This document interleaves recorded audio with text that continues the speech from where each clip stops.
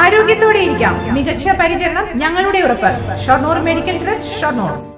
ഷൊർണൂർ കവളപ്പാറ ആര്യങ്കാവ് പൂരത്തിന് കൊടിയേറി. ഏപ്രിൽ 4-നാണ് പൂരം.